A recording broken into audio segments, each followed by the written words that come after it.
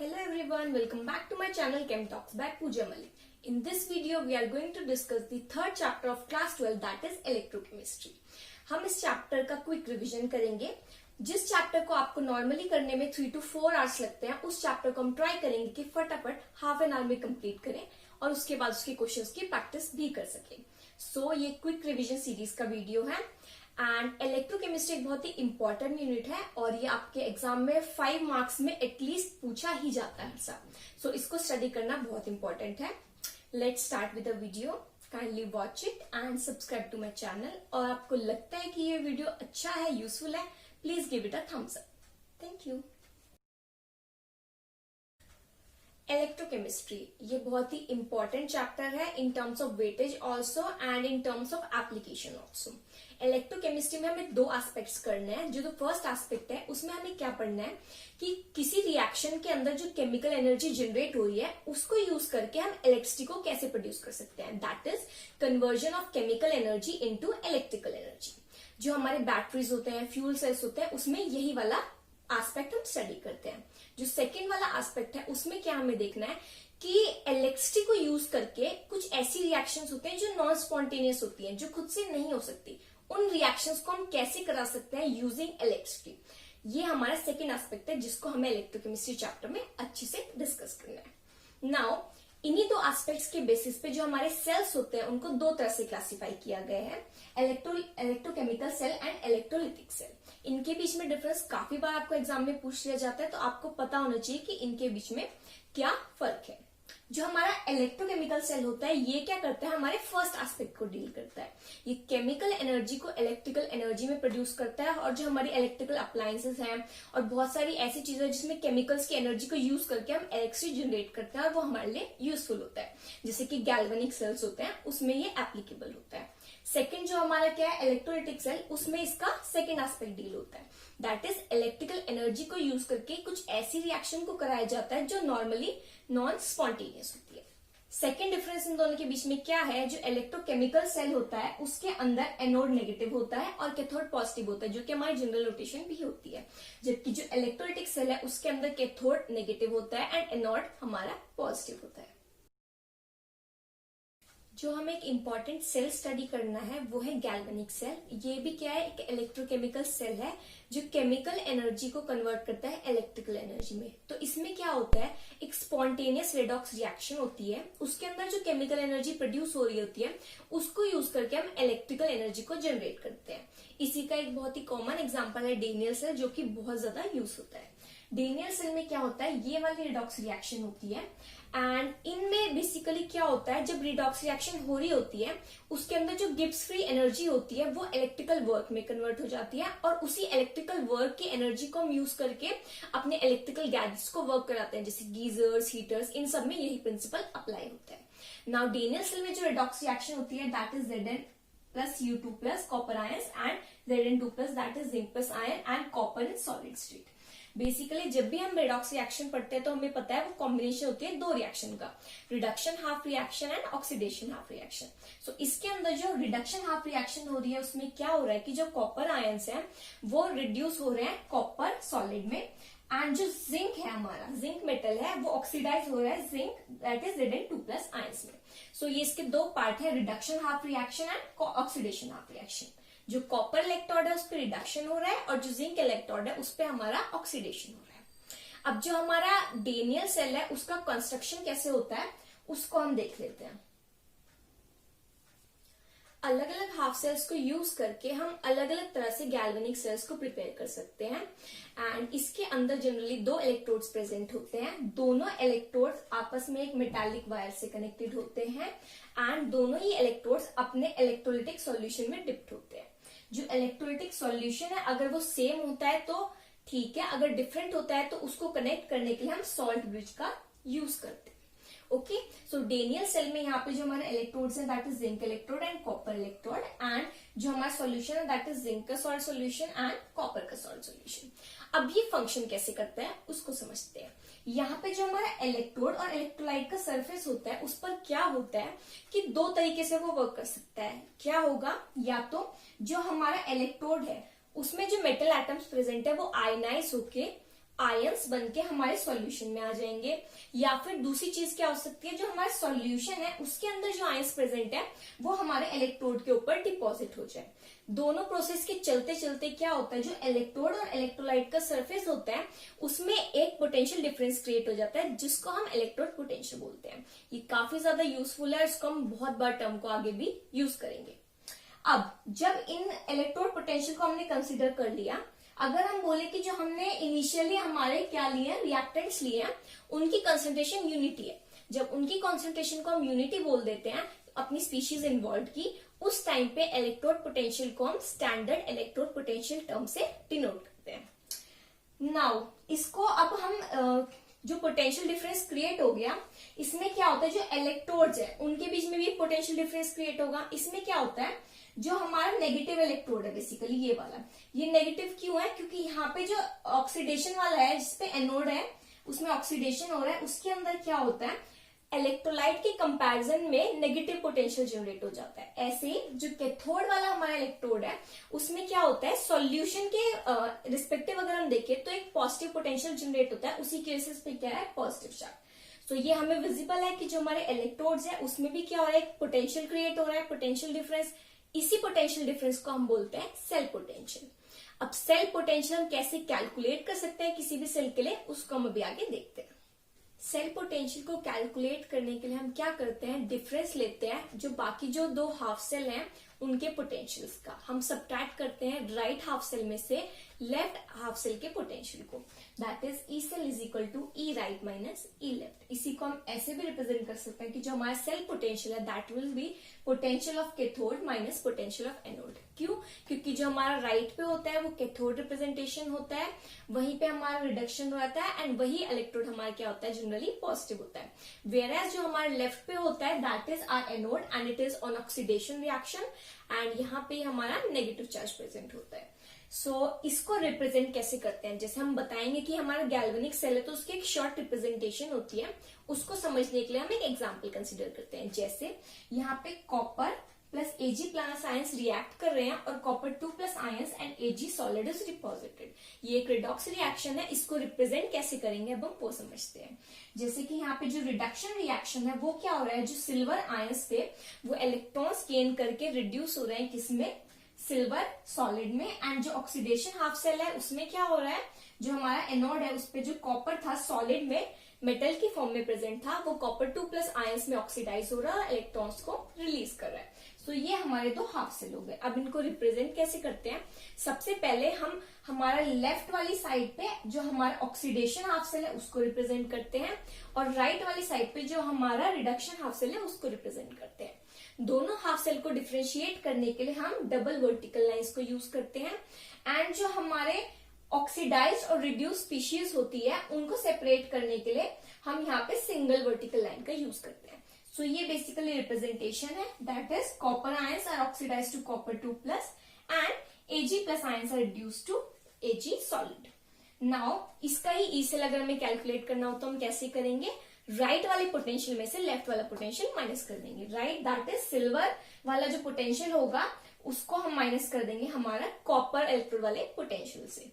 इसके थ्रू हम आराम से अपने सेल पोटेंशियल को कैलकुलेट कर सकते हैं। इलेक्ट्रोकेमिस्ट्री का एक इंपॉर्टेंट पार्ट है नर्स इक्वेशन। नर्स ने क्या किया था, उन्होंने एक रिलेशन दिया था कि अगर हमें एक इलेक्ट्रोकेमिकल रिएक्शन दी हुई है और हमें उसकी रिडक्शन पोटेंशियल का रिलेशन निकालना है उसकी स्टैंडर्ड इलेक्ट्रिक पोटेंशियल के साथ, तो हम नर्स इक्वेशन को यूज करके वो कैलकुलेट कर सकते हैं।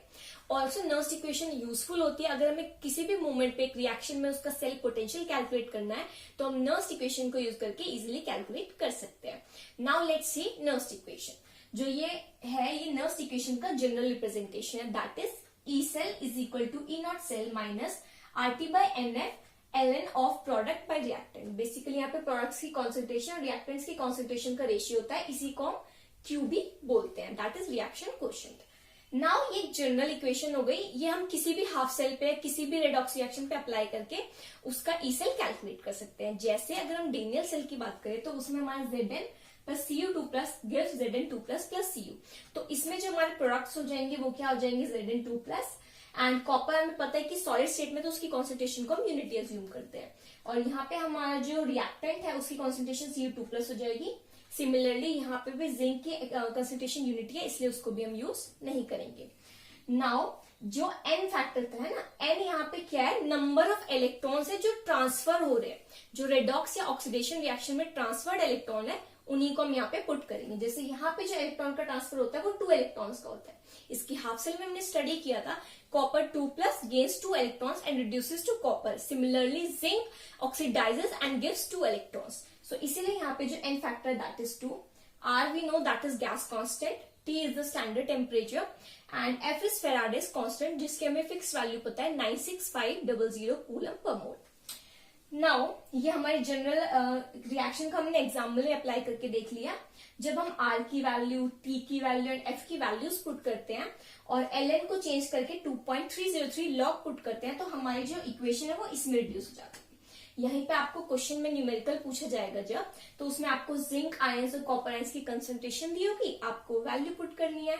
ऑल्सो आपको जो जिंक इलेक्ट्रोड है ना, जो रिडक्शन इलेक्ट्रोड है और जो ऑक्सीडेशन इलेक्ट्रोड है, दोनों की पोटेंशियल दी होगी। राइट माइनस लेफ्ट, जैसे कि हमने अभी सीखा था, उसको कैलकुलेट करके आप E0 सेल निकाल सकते हैं।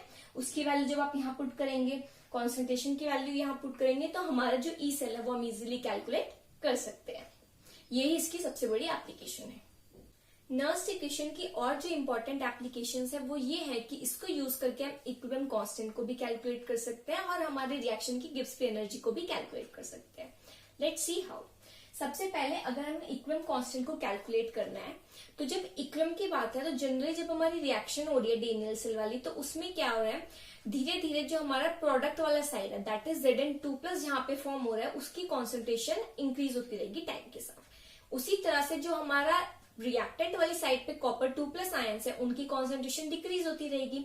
एक टाइम पर क्या होगा कि इन दोनों की कॉन्सेंट्रेशन के बीच में इक्विलिब्रियम एस्टैब्लिश हो जाएगा। उसी टाइम पे जो हमारा E सेल होगा, जो सेल पोटेंशियल है, वो क्या हो जाता है, 0 हो जाता है एट इक्विलिब्रियम। उसी को जब हम नर्स इक्वेशन में पुट करेंगे तो हमारी इक्वेशन थोड़ी सी मॉडिफाई हो जाएगी। ये हमारा 0 आ गया, E0 cell minus 2.303 RT/NF log Zn2+ by Cu2+। Now क्योंकि इक्विलिब्रियम अटेन हो गया तो अभी हमने बोला कि जो हमारे प्रोडक्ट और रिएक्टेंट की कॉन्सेंट्रेशन का रेशियो है उसको हम equilibrium constant that is Kc से डिनोट कर सकते हैं। ऑल्सो जब हम इन सब की वैल्यूज पुट करेंगे that is R, T and F, उनकी वैल्यूज पुट करेंगे तो जो हमारी नर्स इक्वेशन है वो मॉडिफाई होकर क्या बन जाएगी, E0 cell is equal to 0.059/2 log Kc। अगर हमने E0 सेल कैलकुलेट कर लिया, कैसे, वही E right minus E left या फिर E cathode minus E anode की वैल्यूज पुट करके कैलकुलेट कर लिया। सो उसको हम यहाँ पुट करेंगे, बाकी वैल्यूज हमें पता है and Kc that is equilibrium constant हम इजीली कैलकुलेट कर सकते हैं। सेकेंड एप्लीकेशन इसकी है कैलकुलेटिंग गिब्स फ्री एनर्जी। अब जो हमारे रिएक्शन की गिब्स फ्री एनर्जी है उसको कैलकुलेट करने के लिए जो रिलेशन दिया गया that is delta Rg is equal to minus NF into E cell. अब क्या होगा, जैसे हमारा अगर हम बोल देते कि हमारे जो कंसंट्रेशन की स्पीशीज हैं जो हमारे इन्वॉल्व हैं उनकी कंसंट्रेशन यूनिटी है, जब इक्विलिब्रियम अटेन हो गया उनकी रेशियो क्या हो गया, इक्वल हो गया, कंसंट्रेशन यूनिटी हो गई, उस टाइम पे जो हमारा E सेल होगा that will become equal to E0 cell. And उसी रिलेशन को यूज करके मॉडिफाई करके हमारा सेकंड रिलेशन आता है delta Rg0 that is standard Gibbs free energy will be equal to minus RT/Ln। ये RT/Ln वाला रिलेशन यहीं से आया जिस इक्वेशन में हमने इस वैल्यू को पुट किया है। सो ये हमारा एप्लीकेशन है नर्स इक्वेशन की। Now the next important part which we have to discuss is the conductivity of electrolytic solutions. जिन सॉल्यूशंस की हम बात कर रहे हैं उनकी कंडक्टेंस, उनकी कंडक्टिविटी कैसे निकालते हैं, क्या होती है, वो सब कैसे कैलकुलेट करेंगे, वो हम इस पार्ट में डिस्कस करेंगे। नाउ उसको डिस्कस करने से पहले हमें कुछ टर्म्स को समझना बहुत जरूरी है। जैसे फर्स्ट टर्म इज रेजिस्टेंस। जब हमने ओम्स लॉ पढ़ा था क्लास 10th में, उसमें हमने क्या पढ़ा था, V is directly proportional to I, potential difference current के डायरेक्टली प्रोपोर्शनल होता है। उस प्रोपोर्शनलिटी को हटाने के लिए हम एक कांस्टेंट यूज करते हैं जिसको हम क्या बोलते हैं, रेजिस्टेंस। रेजिस्टेंस की यूनिट क्या होती है, ओम होती है एंड उसका रिलेशन क्या होता है, it is directly proportional to length and inversely proportional to area.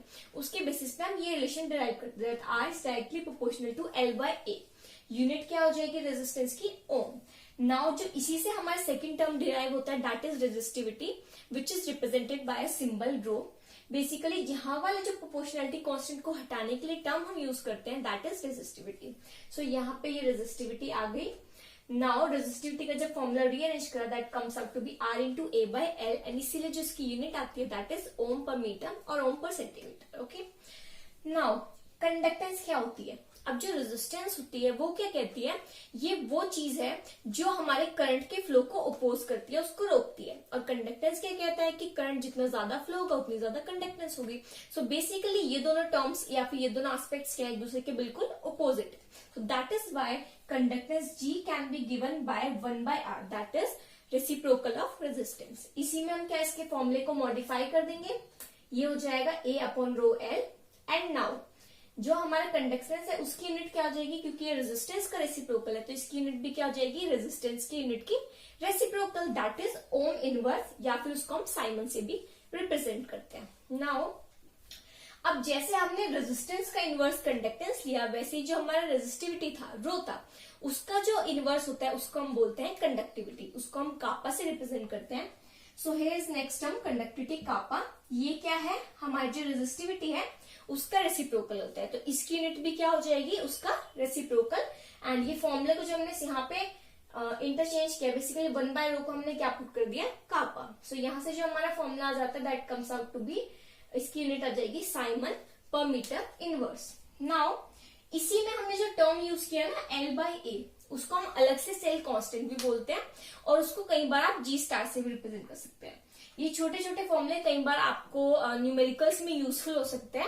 And conductivity होती क्या है ना, जैसे इसमें हो गया कि ये रेजिस्टिविटी का रेसिप्रोकल है, एंड कंडक्टेंस और रेजिस्टेंस से कैसे रिलेटेड है वो हम समझ गए, तो उसी के लिए डेरिवेशन था। Now this completes our this few topics. And जो हमारी कंडक्टिविटी होती है वो बेसिकली क्या मटेरियल है उसके नेचर पे डिपेंड करती है, टेम्परेचर पे, प्रेशर पे डिपेंड करती है। एंड उसी नेचर के, उसी कंडक्टिविटी के बेसिस पे हम अपने मटेरियल को यूजुअली 3 तरह से क्लासिफाई करते हैं, कंडक्टर्स, इंसुलेटर्स, सेमीकंडक्टर्स। एंड इसको हम बचपन से पढ़ते आने के तीनों क्या होते हैं, इनमें क्या डिफरेंसेस होते हैं। So basically this completes the introduction of conductivity. Conductivity term हमने डिस्कस कर लिया, अब हम डिस्कस करेंगे मोलर कंडक्टिविटी। सो जब हम बोलते हैं कि एक पर्टिकुलर वॉल्यूम में 1 ग्राम मोल्स ऑफ इलेक्ट्रोलाइट प्रेजेंट है, एंड उसके लिए अगर हम कंडक्टिविटी को कैलकुलेट करते हैं तो उसको हम पर्टिकुलर नेम देते हैं molar conductivity. So it is conductivity for given volume of solution containing 1 gram mole of electrolyte. Now molar conductivity को अगर हम फॉर्मूले से रिप्रेजेंट करें that is equal to conductivity that is kappa divided by concentration that is C। Kappa की unit होती है siemens metre inverse, and concentration mole per metre cube में हम रिप्रेजेंट कर सकते हैं। तो इसके हिसाब से जो हमारी मोलर कंडक्टिविटी है उसकी यूनिट क्या हो जाती है, साइमन मीटर स्क्वायर पर मोल। नाउ इसको अगर हम कंसंट्रेशन टर्म यूज कर रहे हैं नीचे, उसकी जगह हम मोलारिटी टर्म भी यूज कर सकते हैं। बस यहाँ पे मोल पर मीटर क्यूब की जगह क्या आ जाएगा, मोल पर मीटर।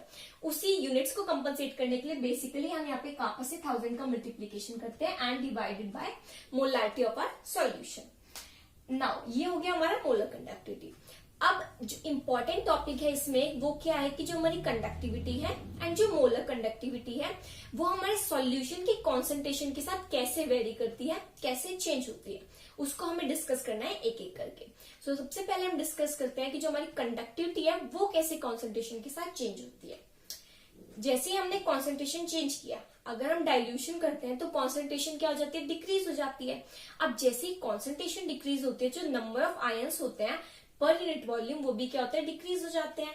उनके रिड्यूस होते ही कंडक्शन हमारी जो भी होती है, कंडक्टेंस की वैल्यू वो भी क्या हो जाती है, डिक्रीज हो जाती है। सो बेसिकली अगर हम एक वीक इलेक्ट्रोलाइट की बात करें या स्ट्रॉन्ग इलेक्ट्रोलाइट की बात करें, दोनों में ही जो कंडक्टिविटी है वो कॉन्सेंट्रेशन के डिक्रीज होने से क्या होती है, डिक्रीज हो जाती है। अब वीक इलेक्ट्रोलाइट और स्ट्रॉन्ग इलेक्ट्रोलाइट टर्म मैंने यहाँ पे क्यों यूज किया, क्योंकि जब हम मोलर कंडक्टिविटी की बात करेंगे वो दोनों में सेम नहीं होगा। वीक के लिए वो अलग तरह से बिहेव करता है और स्ट्रॉन्ग इलेक्ट्रोलाइट में अलग तरह से। सो हम देख लेते हैं इलेक्ट्रोलाइट्स क्या होते हैं। वीक इलेक्ट्रोलाइट्स वो होते हैं जो कंप्लीटली डिसोसिएट नहीं हो पाते, उनमें से पार्शियल डिसोसिएशन होता है। और स्ट्रॉन्ग इलेक्ट्रोलाइट वो होते हैं जो कंप्लीटली डिसोसिएट हो जाते हैं। बेसिकली जैसे NaCl है तो इसमें Na+ और Cl- आयंस कंप्लीटली सेपरेट हो जाते हैं, उसी को हम बोलते हैं स्ट्रॉन्ग इलेक्ट्रोलाइट। अब जो हमारी मोलर कंडक्टिविटी है वो कैसे इफेक्ट करती है वीक और स्ट्रॉन्ग इलेक्ट्रोलाइट को, वो हमें यहाँ पे डिस्कस करना है। नाउ मोलर कंडक्टिविटी कैसे वेरी करता है कॉन्सेंट्रेशन के साथ। मोलर कंडक्टिविटी का फॉर्मूला है K/C। सो जैसे कि आप देख सकते हैं, जैसे ही इसकी कॉन्सेंट्रेशन डिक्रीज होगी ऑटोमेटिकली जो मोलर कंडक्टिविटी है वो क्या हो जाएगा, इंक्रीज हो जाएगा। जितनी ज्यादा कॉन्सेंट्रेशन डिक्रीज होगी, जितना ज्यादा हम डाइल्यूशन करेंगे, उतनी ज्यादा मोलर कंडक्टिविटी हमारी क्या होगी, इंक्रीज होती रहेगी। And basically at a point जब हम कंसंट्रेशन जीरो को अप्रोच करेगा, हमारी कंसंट्रेशन ऑलमोस्ट जीरो हो जाएगी, उस टाइम पे जो हमारी ये है मोलर कंडक्टिविटी वो ऑलमोस्ट इन्फिनिटी हो जाएगी, और उसी को हम रिप्रेजेंट करते हैं लिमिटिंग मोलर कंडक्टिविटी से, that is delta nought M. This is limiting molar conductivity. So अभी मैंने आपको बताया था कि जो मोलर कंडक्टिविटी है वो स्ट्रॉन्ग इलेक्ट्रोलाइट और वीक इलेक्ट्रोलाइट के साथ अलग तरह से बिहेव करेगा। हम डिस्कस करते हैं पहले स्ट्रॉन्ग इलेक्ट्रोलाइट के साथ। जो स्ट्रॉन्ग इलेक्ट्रोलाइट होता है उसमें इसका जो रिलेशन है मोलर कंडक्टिविटी का, दैट इज दिस। इस रिलेशन को कैलकुलेट करके यूज करके हम निकाल सकते हैं कि कैसे वो चेंज हो रहा है कॉन्सेंट्रेशन के साथ, that is delta M is equal to M minus A C की power 1/2, that is under root of C के साथ ये वेरी करता है। नाउ इसमें भी वही होता है कि जैसे जैसे कॉन्सेंट्रेशन डिक्रीज होती है, हमारे मोलर कंडक्टिविटी क्या होता है, इंक्रीज होता रहता है। एंड इसको रिप्रेजेंट करने के लिए कॉलरश लॉ को स्टडी करना बहुत इंपॉर्टेंट है। कॉलरश ने ये बेसिकली बताया था कि स्ट्रॉन्ग इलेक्ट्रोलाइट के साथ कैसे वेरिएशन होता है।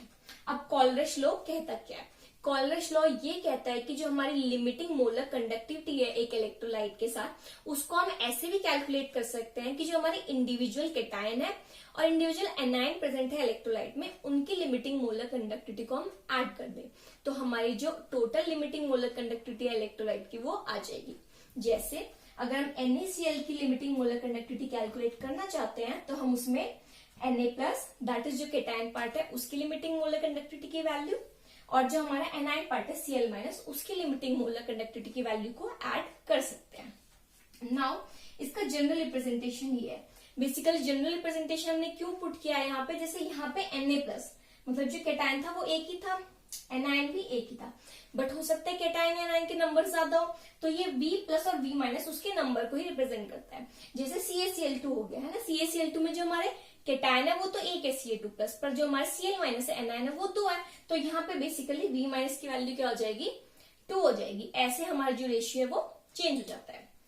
नाउ इसके न्यूमेरिकल्स भी आपसे काफी बार पूछे जाते हैं कि आपको वैल्यूज दी जाती है मोलर कंडक्टिविटी की इंडिविजुअल, और आपसे इलेक्ट्रोलाइट की वैल्यू पूछी जाती है। जैसे एग्जांपल CaCl2, यहाँ पे हमें वैल्यू दी गई थी Ca2+ की 119.0 एंड Cl- की 76.3। बस हमने यहाँ पे क्या किया, उसको 2 से मल्टीप्लाई कर दिया। वाई? बिकॉज यहाँ पे नंबर ऑफ एनायंस हमारे क्या है, 2 है। सो इन वैल्यूज को पुट करके कैलकुलेट करके हमारा आंसर आ गया 2716 सेंटीमीटर स्क्वायर पर मोल। इसी तरह से आप इसको अपने न्यूमेरिकल्स में यूज कर सकते हैं। अब आती है मोलर कंडक्टिविटी की वेरिएशन फॉर वीक इलेक्ट्रोलाइट्स। तो जब हम वीक इलेक्ट्रोलाइट्स की बात करते हैं तो ये वो इलेक्ट्रोलाइट्स होते हैं जिनमें कंप्लीट डिसोसिएशन नहीं होता, धीरे धीरे पार्शियल डिसोसिएशन होता है। एंड अगर हम हाई कॉन्सेंट्रेशन की बात करें, जब हमारा इलेक्ट्रोलाइट हाई कॉन्सेंट्रेशन पे है तो उस टाइम पे क्या होता है, डिग्री ऑफ डिसोसिएशन बहुत ही कम होती है, बहुत ही स्लो डिसोसिएशन हो रहा होता है। बट जैसे ही हम डाइल्यूशन करते हैं, number of ions in the solution increase हो जाते हैं एंड डिसोसिएशन फास्टर हो जाता है। सो बेसिकली इसमें क्या होता है, एकदम से स्टीप राइज होता है इन दी मोलर कंडक्टिविटी वैल्यू। उसी को हम ग्राफ से रिप्रेजेंट कर सकते हैं। जो आप देख रहे हैं स्टीप राइज वाला कर्व है, ये बेसिकली वीक इलेक्ट्रोलाइट की मोलर कंडक्टिविटी का रिलेशन दिखा रहा है with concentration of solution. And जो एकदम स्लो राइज है, मतलब एक फ्रीक्वेंट स्पीड पे चलता हुआ राइज है, वो क्या है, स्ट्रॉन्ग इलेक्ट्रोलाइट के लिए, जो मतलब जैसे जैसे कॉन्सेंट्रेशन डिक्रीज होता रहेगा वैसे वैसे मोलर कंडक्टिविटी इंक्रीज होती रहेगी। So this is the graph, कई बार पूछ लिया जाता है। एंड अब वीक इलेक्ट्रोलाइट्स के लिए जो हमने बोला कि मोलर कंडक्टिविटी होती है, उसको भी हम कॉलरश लॉ से ही कैलकुलेट करते हैं। एंड इसमें क्योंकि मोलर कंडक्टिविटी जब हम कैलकुलेट कर रहे हैं, उसको यूज करके हम डिग्री ऑफ डिसोसिएशन भी कैलकुलेट कर सकते हैं। कैसे? क्योंकि जो वीक इलेक्ट्रोलाइट है उसमें डिग्री ऑफ डिसोसिएशन जो अल्फा होता है उसकी एक पर्टिकुलर वैल्यू होगी। स्ट्रॉन्ग इलेक्ट्रोलाइट में तो वो 1 हो जाता है, बट यहाँ पे क्या उसकी वैल्यू है उसको कैलकुलेट करने के लिए हम ये रिलेशन यूज करते हैं, that is alpha is equal to ratio of molar conductivity at a particular concentration C and the molar conductivity at a limiting value. So इनके रेशियो को कैलकुलेट करके हम अल्फा निकाल सकते हैं। ये आपको कई बार न्यूमेरिकल्स में पूछा जाता है। नाउ इसका जो दूसरा न्यूमेरिकल एप्लीकेशन है वो ये है कि इसी को यूज करके हम डिसोसिएशन कांस्टेंट भी निकाल सकते हैं। जब हमें डिग्री ऑफ डिसोसिएशन पता है तो हमें रिलेशन पता है डिग्री ऑफ डिसोसिएशन का डिसोसिएशन कांस्टेंट से, that is K alpha is equal to C alpha square divided by 1 by alpha. अगर हम इन वैल्यूज को पुट करेंगे तो ये रिलेशन आ जाता है एंड हम इससे इजीली डिग्री ऑफ डिसोसिएशन को कैलकुलेट कर सकते हैं and then we can calculate our dissociation constant. Now comes a new topic, electrolysis. Electrolysis भी एक इंपॉर्टेंट पार्ट है इलेक्ट्रोकेमिस्ट्री का।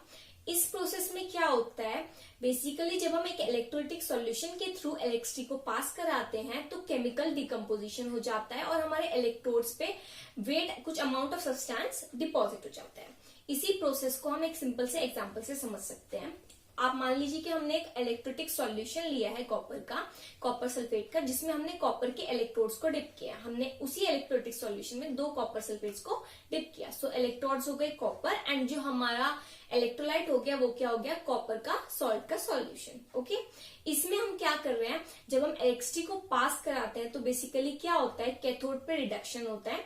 जो कॉपर 2+ आयंस है वो कॉपर मेटल में रिड्यूस हो जाते हैं एंड एनोड पे क्या होता है, ऑक्सीडेशन होता है। वहां पे जो हमारे कॉपर मेटल है उससे आयंस रिलीज हो जाते हैं और कॉपर 2+ की तरह सॉल्यूशन में चले जाते हैं। सो ये प्रोसेस कंप्लीटली ऐसे प्रोसेस में चलता रहता है एंड इसी प्रोसेस से क्या होता है, जो हमारा इम्प्योर कॉपर है उसको हम प्योर कॉपर में कन्वर्ट कर लेते हैं। सो ऑब्वियसली हम एक इम्प्योर मेटल को प्योर मेटल में कन्वर्ट कर रहे हैं तो ये काफी अच्छी एप्लीकेशन है और इसको यूज करके बहुत सारे मेटल्स को हम प्योरीफाई कर सकते हैं। इसी को इलेक्ट्रोकेमिकल रिडक्शन भी बोला जाता है। सो इलेक्ट्रोलिसिस एक इंपॉर्टेंट प्रोसेस हो गया। अब उसी को स्टडी करके उसी के बारे में इंफॉर्मेशन कलेक्ट करके फेराडे ने 2 लॉज दिए थे, उन लॉज को पढ़ना इंपॉर्टेंट है। द फर्स्ट लॉ, जो फेराडे का फर्स्ट लॉ था, वो ये कहता है कि जो अमाउंट ऑफ सब्सटेंस डिपॉजिट होगा on passing the electricity through the solution वो डायरेक्टली प्रोपोर्शनल होगा कि हमने कितनी इलेक्ट्रिसिटी पास की। So W is directly proportional to Q। यहाँ पे ये यही बता रहा है कि जो हमारा अमाउंट ऑफ सब्सटेंस है W, that is directly proportional to the amount of electricity that is Q pass through our electrolytic solution. Q हमें पता है कि हम उसको IT से रिप्रेजेंट कर सकते हैं एंड प्रोपोर्शनैलिटी कांस्टेंट को हटाने के लिए we'll use the term Z which is known as electrochemical equivalent। So ये हमारा हो गया फेराडे का फर्स्ट लॉ। अगर हम सेकेंड लॉ की बात करें तो सेकेंड लॉ क्या कहता है कि अगर हमने एक इलेक्ट्रोलिटिक सॉल्यूशन लिया, अलग अलग इलेक्ट्रोलिटिक सॉल्यूशन लिए, बट उनमें से जो हमने इलेक्ट्रिसिटी पास की वो इक्वल अमाउंट में पास की, तो उन अलग अलग इलेक्ट्रोलिटिक सॉल्यूशन में जो इलेक्ट्रोड्स प्रेजेंट है उन पे जो सब्सटेंस का अमाउंट डिपॉजिट होगा वो उनकी केमिकल वेट के डायरेक्टली प्रोपोर्शनल होगा। जैसे अगर हम मान लेते कि हमारे पास 2 इलेक्ट्रोड है A और B, है ना, उनमें से हमने 2 इलेक्ट्रोलिटिक सॉल्यूशन है A और B, उनके इलेक्ट्रोड्स प्रेजेंट है, उससे मैंने इलेक्ट्रिसिटी को पास कराया। तो अब जो A का वेट डिपॉजिट होगा और जो B का वेट डिपॉजिट होगा, अगर मैंने इक्वल इलेक्ट्रिसिटी को पास कराया तो जो इनका वेट डिपॉजिट होगा वो डायरेक्टली प्रोपोर्शनल होगा किसके, उनके केमिकल इक्विवेलेंट वेट के। सो उसी के बेसिस पे हम ये रिलेशन निकाल सकते हैं, weight of A upon weight of B is equal to equivalent weight of A upon equivalent weight of B। So basically M is directly proportional to E। जो मास डिपॉजिट हो रहा है वो डायरेक्टली प्रोपोर्शनल होगा किसके, इक्विवेलेंट वेट्स के। And equivalent weight क्या होता है, हमारा molar mass divided by its valency. So इसी के साथ हमारा इलेक्ट्रोलिसिस का जो छोटा सा टॉपिक था वो कंप्लीट होता है। हमारा नेक्स्ट टॉपिक है बैटरीज। बैटरीज 2 तरह की होती है, primary batteries and secondary batteries. Primary batteries वो होती हैं जिनको हम एक ही बार यूज कर सकते हैं, उसके बाद उनका वर्क खत्म हो जाता है, जबकि सेकेंडरी बैटरीज को हम रीयूज कर सकते हैं, उनको रिचार्ज कर सकते हैं। कुछ सेकेंडरी बैटरीज इतनी अच्छी होती है कि उनपे मल्टीपल चार्जिंग और डिस्चार्जिंग साइकिल्स होते हैं, तो उनको हम मल्टीपल टाइम्स यूज कर सकते हैं। प्राइमरी बैटरीज के एग्जांपल है ड्राई सेल, मर्करी सेल। ये बेसिकली वो है जो हमारे इलेक्ट्रिकल अप्लायंसेज में, कुछ वॉचेस में, क्लॉक्स में, इन सब चीजों में यूज होते हैं। एंड सेकेंडरी बैटरीज वो है जैसे कि लेड स्टोरेज बैटरी जो इन्वर्टर में यूज होती है, nickel cadmium battery, lead storage battery automobiles में भी यूज होती है। सो बेसिकली इनके भी काफी एप्लीकेशंस हैं। अब इनके बारे में जनरली तो डिफरेंस पूछ लिया जाता है एग्जाम में कि इनमें क्या डिफरेंस है, इनके एग्जाम्पल पूछ लिए जाते हैं, बट एक बार हम इनके एक एक एग्जाम्पल को डिस्कस कर लेते हैं कि उनमें बैटरी बनती कैसे है। सो जो हमारा ड्राई सेल होता है उसमें एक जिंक कंटेनर प्रेजेंट होता है जो हमारा एनोड की तरह काम करता है, और एक कार्बन की रोड होती है जो कैथोड की तरह काम होती है। इनके बीच में एक पाउडर प्रेजेंट होता है MnO2 का और कार्बन का, एंड जो इलेक्ट्रोड्स के बीच में खाली स्पेस प्रेजेंट होता है उसमें एक NH4Cl का पेस्ट होता है।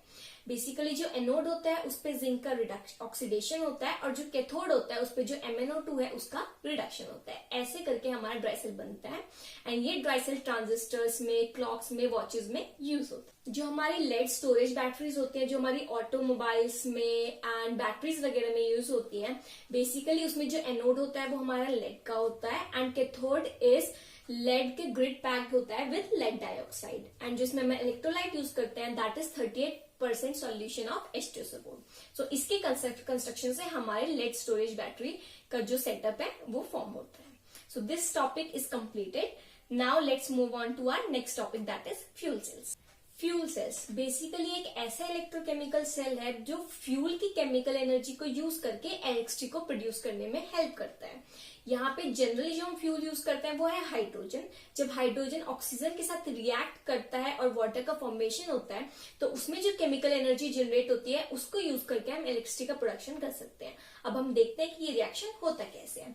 बेसिकली जो कैथोड होता है उस पे ऑक्सीजन और वाटर का रिएक्शन होता है and oxygen is reduced in OH minus ions with the release of 4 electrons.